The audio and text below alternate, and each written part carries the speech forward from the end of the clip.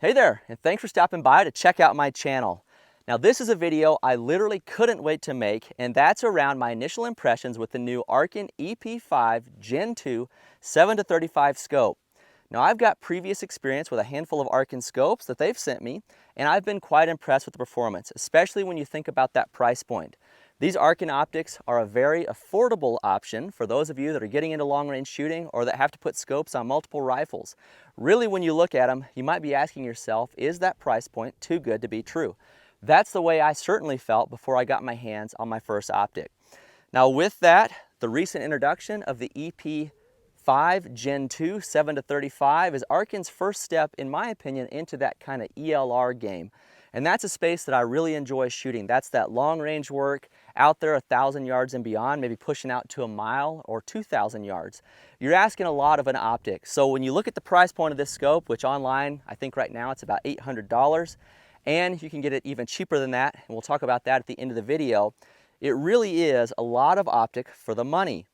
Now, if you've experienced other affordable or budget type optics, especially in that higher magnification range, you've probably found that they're going to sacrifice in some way, likely glass quality, especially as you zoom that optic in to the top end of the magnification. That glass is going to become very dim or milky and in many cases unusable. So while you paid for, in this case, 35 power, you may not be getting that. So I couldn't wait to get this optic out to the range and out to distance to see if I could truly use the full magnification range.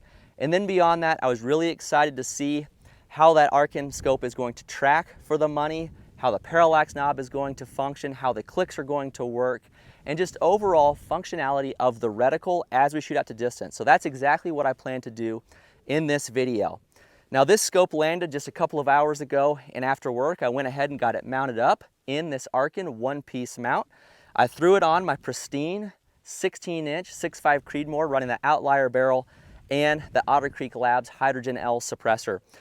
Also, something really exciting here for the channel is I've got a new partner around the ammo and the bullets that I'm shooting, and that is with Sierra and Barnes. So the other reason I wanted to get out to the range with this rifle and this setup is I've got a new load that I'm working on there with the Barnes 140 match burner out of this rifle. Right now I'm working through some virgin brass, so I've got a load that is decent. I want to shoot through that virgin brass so that I can really fine tune that load. But the other reason I wanted to get out here was to play around a bit more with that match burner bullet and see how it performs out to distance. So we've got a new optic to play with. I've got a new load and a new bullet with a rifle that I love to shoot. So if you like the sounds of that, stick around because we're going to hit the range and run this Arken EP5 Gen II 7-35 through its paces on my first range trip. Really quick before we start shooting, there is a piece of channel admin that I want to cover. So those of you that have been around my channel for some time know that I was located in eastern Washington State for the past couple of years. Had a beautiful place to shoot, had the ability to stretch rifles out really as far as a guy could want to. It really was a long-range shooter's dream. However, due to the local or the recent political changes in the state, particularly around the gun laws, I had to relocate myself outside of Washington State. So I've moved the channel over to Idaho, which is a much freer place. It's much more in line with what I enjoy doing in this space with rifles and ARs and long-range shooting. Idaho is a beautiful state. The reason I want to mention this is, given I'm new to this location, I don't have a great place to shoot yet. So I've joined a couple of local ranges, which is where I'm going to be shooting today. We've got access to 500 yards. It's a beautiful place that allows me to do load development and do some of that shorter range work out to 500. There's a second range I just joined. I haven't been out there to shoot yet.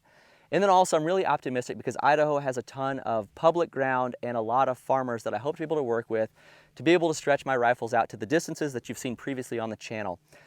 Out here right now, there's an extreme fire risk. So we're not going to be shooting on any of this dry public ground right now. You can actually see behind me there's some smoke where there is a fire, probably just over those mountains, and I don't want to risk that. So we're not going to be shooting out here in this ground until later on in the year when we get some moisture to reduce that fire risk. So for this video, the furthest distance I have is 500 yards, and as I spend more time here in Idaho, I hope to extend that closer to what you've seen in the channel. So ultimately, I'm really happy about the relocation. I'm bummed to lose access to some of those places I had to shoot there in eastern Washington, but it's for the better, and being located here is going to allow me to grow this channel and pursue my hobby of rifles, long-range shooting, and just generally the shooting sports in general. So I did want to hit that because I know many of you are going to notice that have been around the channel that there's a change in what's going on, and that's what it is.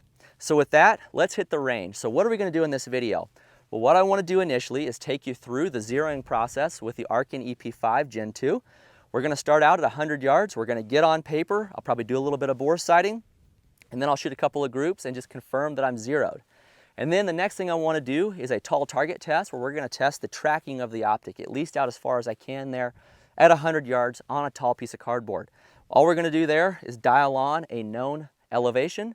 We're going to shoot it, and then we're going to go measure it and see what that error is. In theory, there should be no error. Now that's asking a lot, especially when you look at the price point on this optic, so I really don't know what to expect, but I'm very optimistic around the performance. I'll then dial back down to my 100-yard zero just to confirm that the scope's going to return to where it should be. Then we're going to push out, there's steel over there, to 500 yards, and I'm just going to put some rounds on steel at 500 yards to give you a look at how the elevation turret works, what the reticle looks like, and just some live fire action. As I spend more time with this scope, I do want to stretch its legs further. I've got, there's an ELR match coming up that I might shoot later this month. I might throw this on the MRAD and see how it does out to distance. If you like the sounds of that, drop it in the comments below because I want to hear from you if you'd enjoy seeing that kind of content with this optic.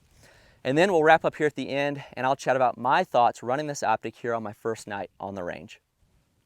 Here we are with our first shots. I'm at the 100-yard line and we'll try to establish a zero. So I just wrapped up doing the old bore sight, look down the barrel, adjust the turrets so that the point of aim through the scope matches where the barrel is roughly looking. I'll send a round down there at 100 and see if we can capture it on paper. I do have a GoPro down there, so hopefully I'm not way off. But if we catch it on paper, it should be pretty quick and simple then to adjust and get this rifle zeroed up. So let's go ahead and see if we can connect on the cardboard.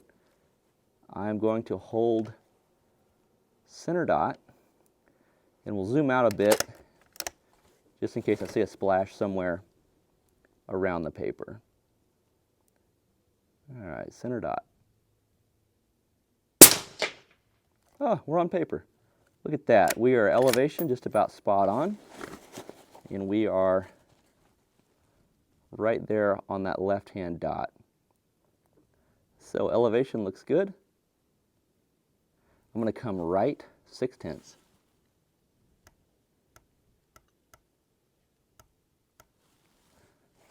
And once again, we'll aim at that center dot. Okay, that's at the 4 o'clock. Let's put a couple of rounds.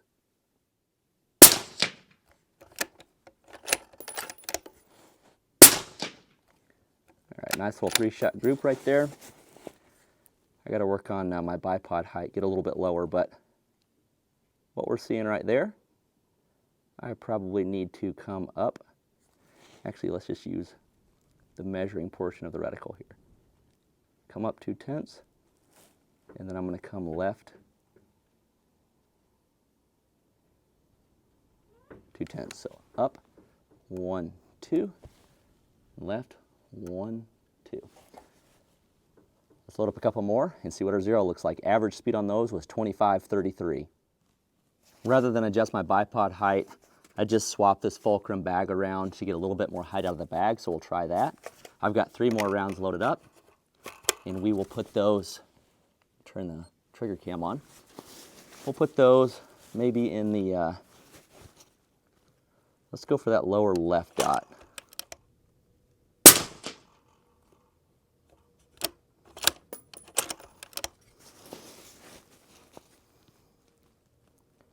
That's quite a bit high.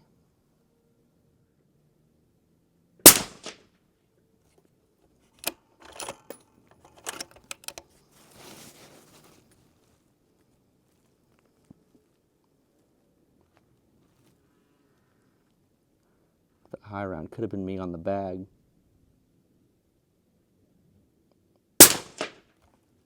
Yeah, that's possibly me, because that looks pretty good on those last 2. Let's load up. We'll shoot a 5-round group right there and just confirm that. There we go. Ooh, my paper's blowing. All right, we'll go to the middle dot. Looks like it should be okay. Ooh, bipod on the concrete. That could have been what happened on that high flyer.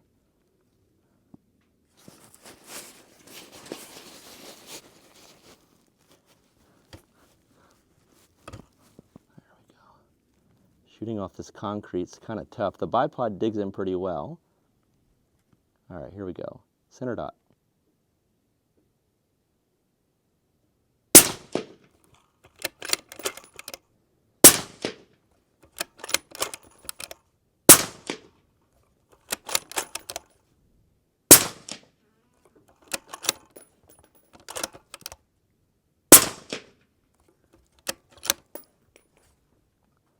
So overall, that group's probably just a smidge over an inch. But zero-wise, looks pretty solid. I'm going to come down a tenth, and then we'll zero out that turret so we can go do some shooting, say tall target test, maybe push out a little bit further on distance.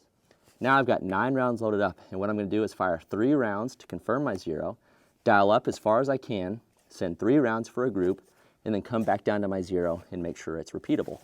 So with that, I'm on my zero.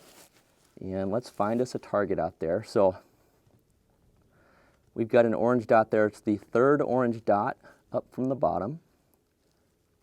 And I'm going to go ahead and zoom in so we can see that clearly. So there's 35 power for you. And let's just fire 3 rounds.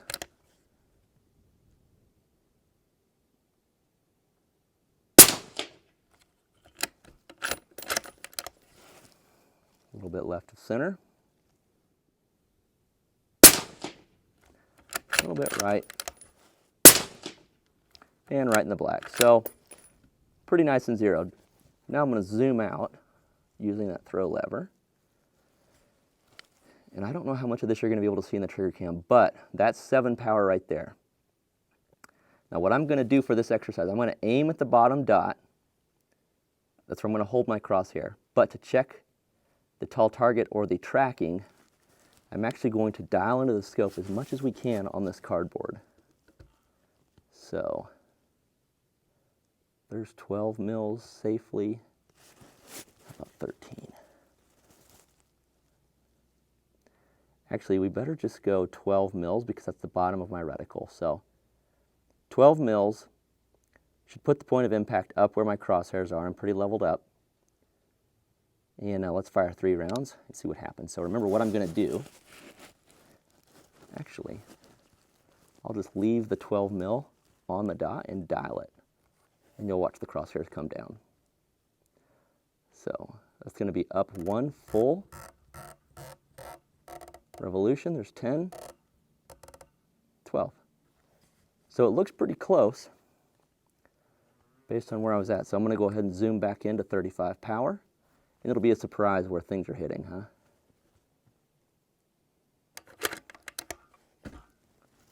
Slid on the concrete. All right, holding in the bottom dot, but impacting up at the top.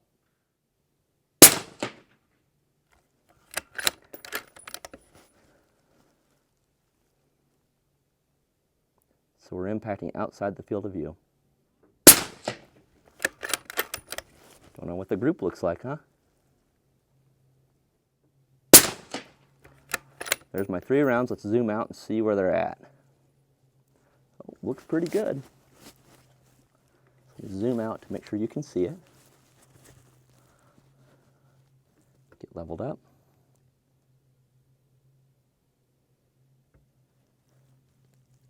And there is 12. Man, it's almost spot on. Holy cow. So I'm going to hold on 12 as best I can on the orange dot, and now I'll zoom in to give you a look at point of impact. All right, so I can still see 12 right there, and you can see my crosshairs are dead center of those 3 rounds. So that looks pretty solid to me out to 12. Now let's dial back down to 0.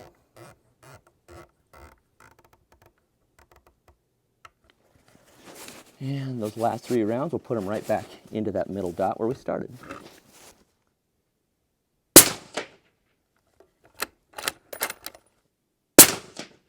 Oh man, it's perfect. Beautiful. Let's go take a close-up look. I'm pretty happy with what I'm seeing so far. So here's a close-up view of our target from 100 yards where we just fired a tracking test on that Arken 7-35. The first thing I did was fire 3 rounds into this dot, and if you remember, I had this one here to the left, second round was to the right, and then the third one was right here on top of the black diamond. So very much zeroed up. Overall, that's about an inch and just under an inch and a quarter, probably 1.1, 1.2. Shooting off that concrete's kind of challenging with that bipod sliding around a little bit, adjusting my bag. But anyway, 3 rounds right here, zeroed up, in line with what we saw previously on the paper at 100 yards. Then, to test the tracking of the scope, I moved down and I held here on the bottom dot. And remember, I dialed 12 mils up, which put my impacts up here. Now you saw me measure that with the reticle, and what I saw is this was exactly 12 mils.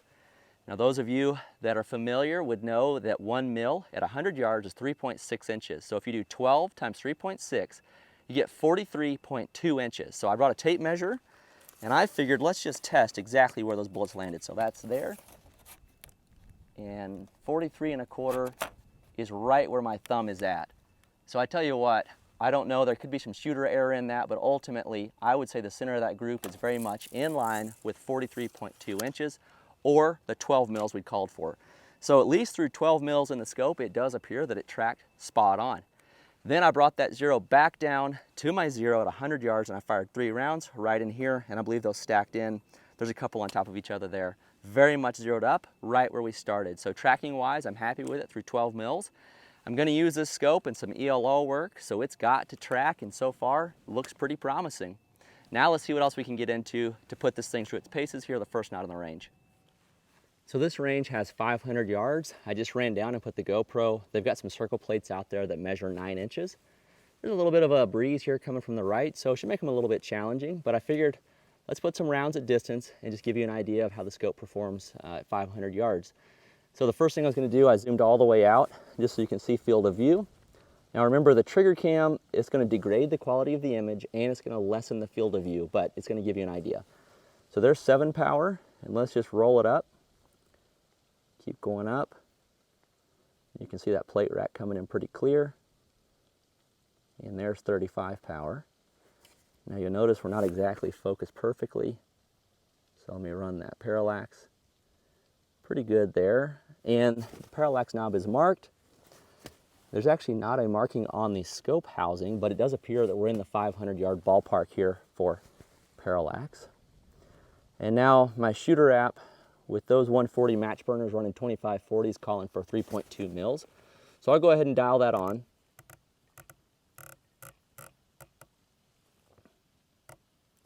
And I hope you could hear those clicks because, man, they are very positive.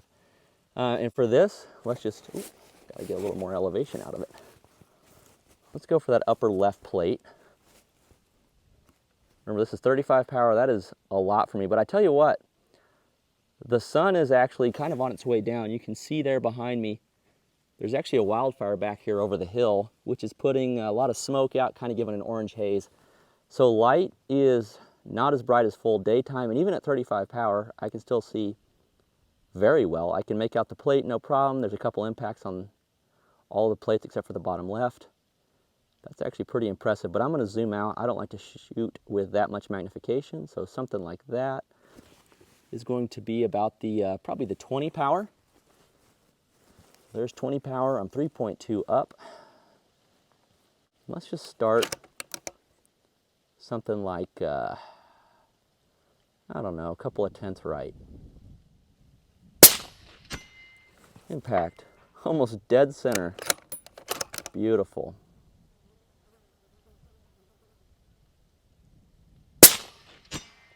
Impact, bottom edge of the plate. Let's hit that one on the right. That one's swinging a bit.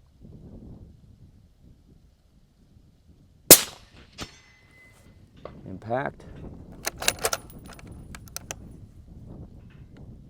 Check the level.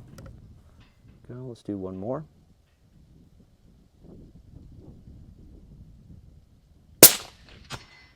Impact. So really no problem. One more. Oh, off the upper left. So 4 out of 5 on a 9-inch plate. Really no problem. I tell you what, let's dial back down. Let's just hold it in the reticle so you can see that. Seems like 3.2 was pretty solid for elevation.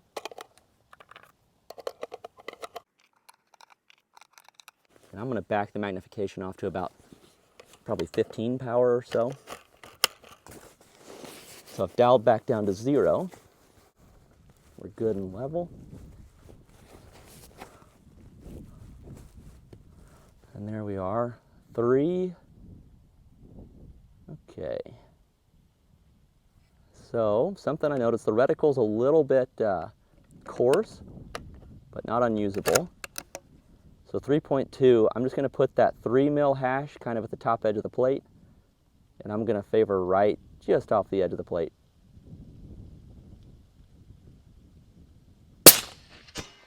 Pack.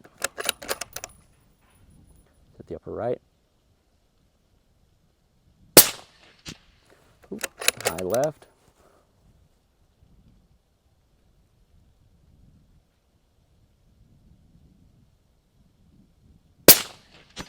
Pack.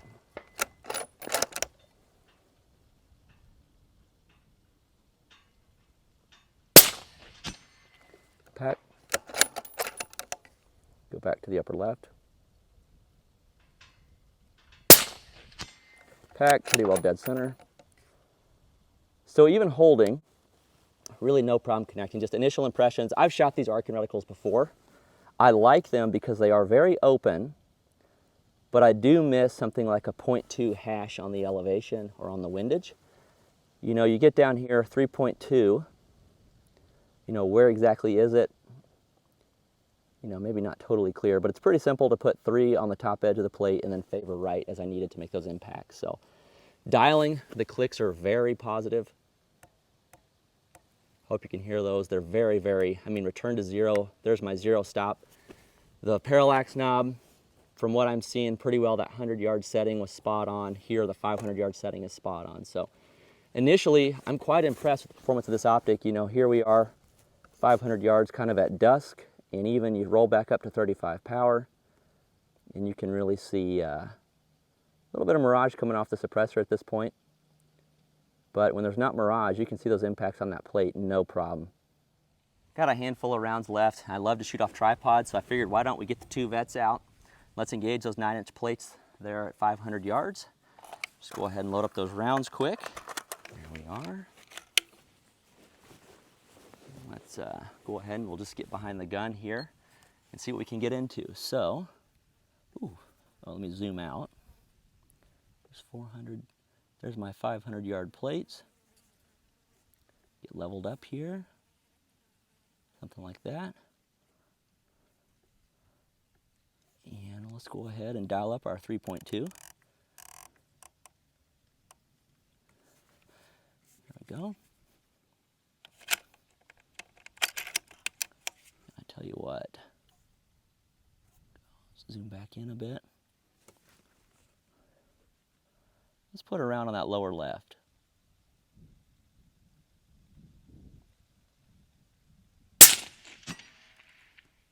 Okay. Need to tighten up my tripod here.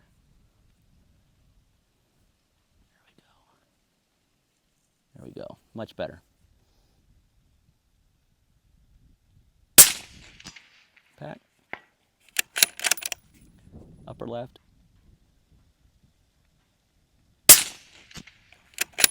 Just off that right edge. Pack. Upper left.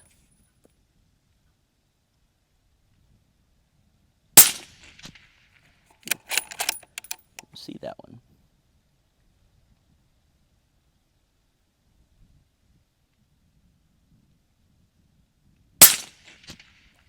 Like it's going just over it, huh? Well, that was my last round. Started out making quite a few impacts, then I got a little bit overconfident, but as you can see, this scope performing quite well. That's on about probably 20 power. Quick kind of intro video, first impressions with the 7-35 EP5. So far, I'm quite happy with it. It seems to track well. The glass seems quite nice, at least out to 500 yards. You know, something that I'm not seeing here when I zoom out, I don't feel like there's a ton of the tunneling that you get, where when you back the zoom ring out, it's almost like the field of view really tightens in. I'm really not seeing that here. That is something that I have seen on some of my other scopes. You know, when I run this zoom ring, number one, that throw lever is really legit to be able to do that.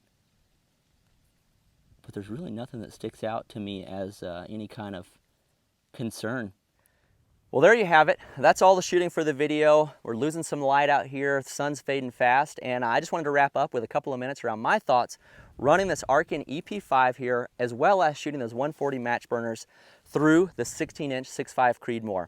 Ultimately, I'm very happy with the performance I got out of the EP5 as well as the 140 match burners. I feel like there's a lot of potential here with all of this package. Now, as I've burned through my virgin brass and the Hornady with the 140 match burner, I'm going to work up a true load that I expect to shoot a little bit better than we saw tonight, but ultimately I'm happy with the results that we got out there. They worked fine for what we're trying to do. So more to come around that load development process and how we fine-tune the load for this 16-inch 6.5 Creedmoor. Now the EP5 specifically, what did I think about it?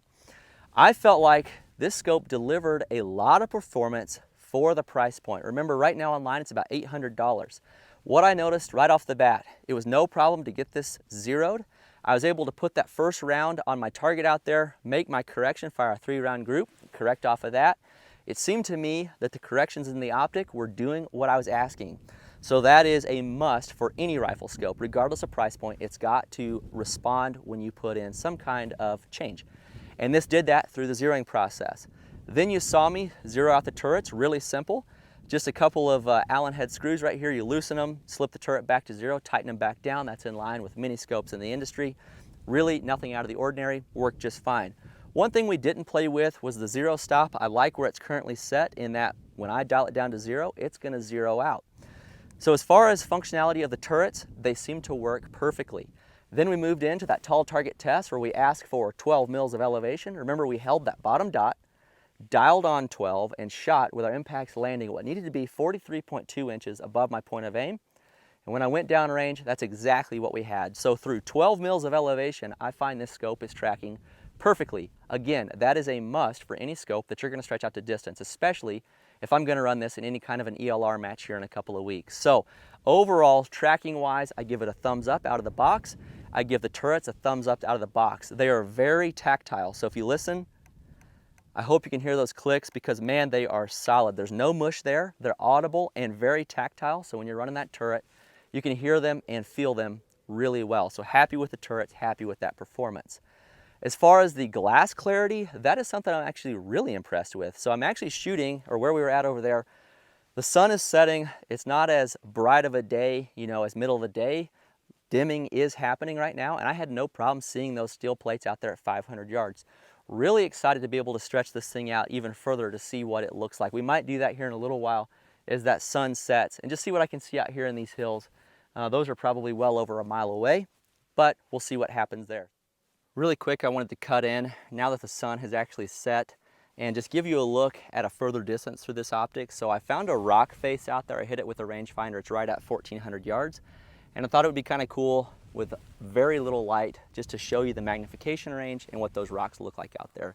Now remember, the trigger cam is going to cut down field of view a bit as well as degrade the image just a little bit. So what you're seeing through here may not truly represent what I'm seeing with my eye, but I'll try to speak through that as best I can. So the rock face out there at about 1,400, and we're just gonna look at it. So that is 7 power, and my parallax is set to something like 600 yards or so. And as I roll that parallax,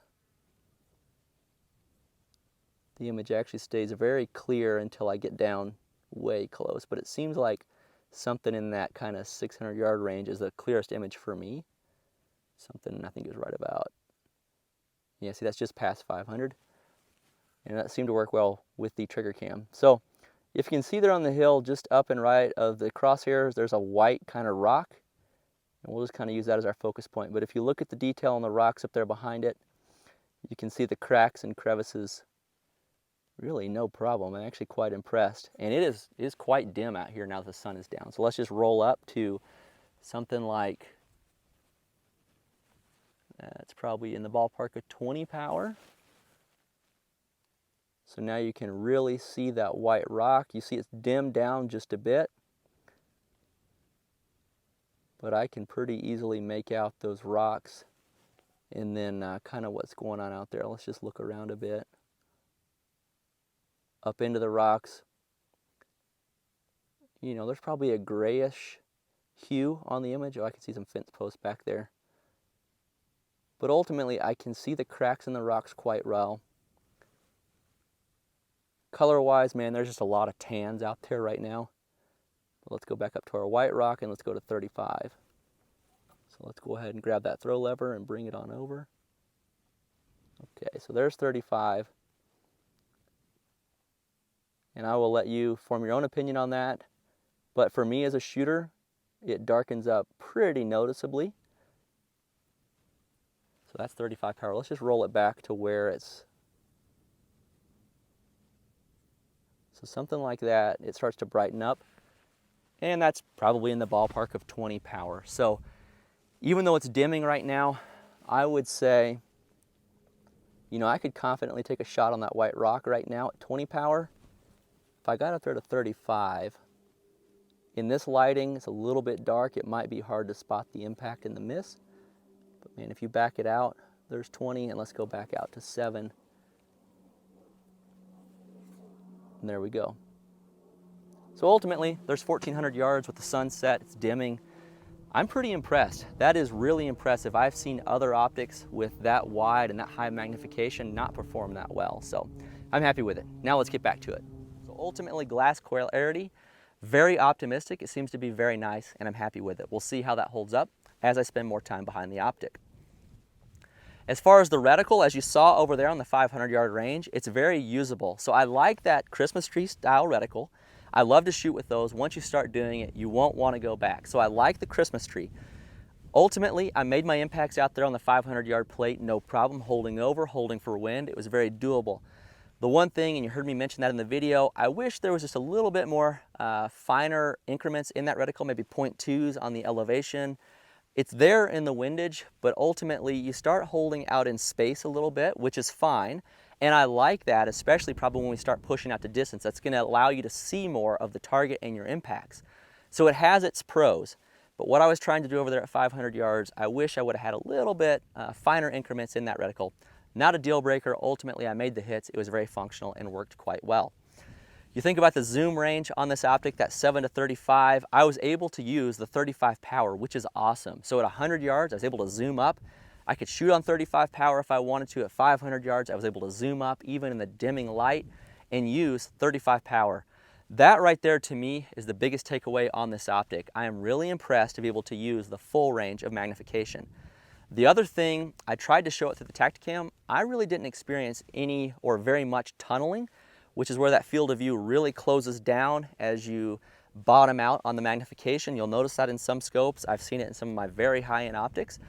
I didn't see it here in this Arken. I'll spend more time to see if it shows up, but initial impressions really didn't stick out to me. So really happy ultimately with the turret performance, the tracking. I like the reticle. I'm impressed with the magnification range, especially in the top end. When it comes to size of the optic, this is a large optic. So you can see here on my 16-inch rifle, it takes up pretty much that entire kind of fore end there out to where the bridge is for clip-ons. So it is quite long. It's longer than the 5 to 25. That's to be expected. All of your 7 to 35s are going to be larger optics. So far, it seems like that Arken mount worked well. I believe this pristine action, if I remember correctly, it's a 20 MOA base. And I believe this Arken mount is also 20 MOA. So I've got a lot of elevation built in, which required me, when I was bore sighting, to dial down a lot to get that first impact on paper. So out of the box, very impressed with the performance of this EP5 Gen II 7 to 35. Again, like I mentioned earlier in the video, you got to let me know in the comments down below.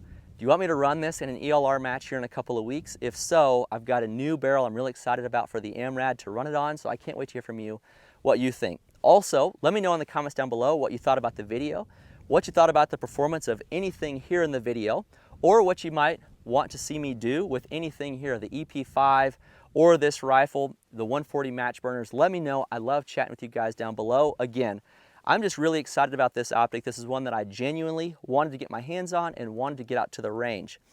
Now with that, there's something I'm really excited about here on the channel, and this is going to be a way to help me grow the channel to create content for you. Now ultimately, yes, Arken sent me this optic. They've sent me all of the optics that I've used, and through that I have truly become a believer in the performance of these scopes for the price point.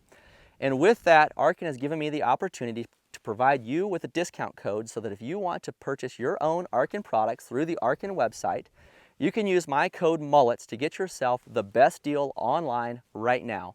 And a portion of the proceeds from the MULLETS discount code will go toward me so that I can continue to create content.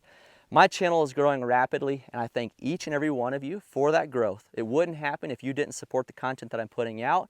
And through a code like this and partnering with a company like Arken, who I truly believe in their products, again, if I'm going to run this in a match, that is going to show that I am quite impressed with the performance. Those matches are not cheap. There's an entry fee. It's going to cost me a lot of money and ammunition.